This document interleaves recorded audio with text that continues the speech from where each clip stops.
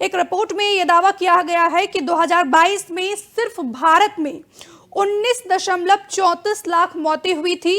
इन आंकड़ों के हिसाब से भारत में जहरीली हवा के कारण हर दिन औसतन 5,496 लोगों की मौत हो रही है। इस हिसाब से अगर बात की जाए तो हर घंटे औसतन 229 लोग मारे जा रहे हैं सिर्फ पॉल्यूशन की वजह से।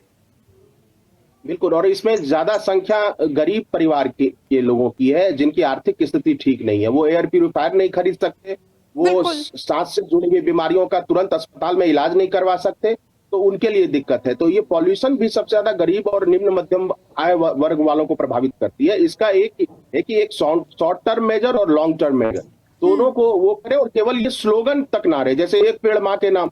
अब वो पेड़ कितने लगे और कितने अभी तक बचे, इसका कोई डाटा नहीं है। आप स्ट्रक्चर बना के ही सुधार कर सकते हैं। केवल स्लोगन से मुझे लगता है कि इस समस्या का निदान नहीं हो पाएगा।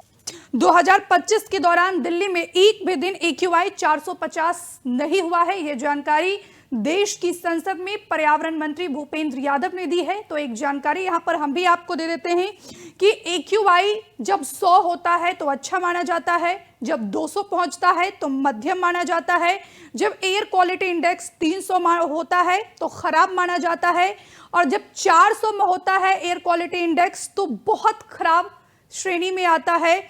450 एयर क्वालिटी इंडेक्स अगर मापा जाता है तो गंभीर माना जाता है, और 451 प्लस अगर एयर क्वालिटी इंडेक्स मापा जाता है तो यह खतरनाक होता है। और ऐसे में पर्यावरण मंत्री, माननीय मंत्री जी देश की संसद में कह रहे हैं कि 2025 के दौरान दिल्ली में एक भी दिन AQI 450 नहीं हुआ है, और इसी बात से जो है वो अपनी पीठ थपथपा रहे हैं।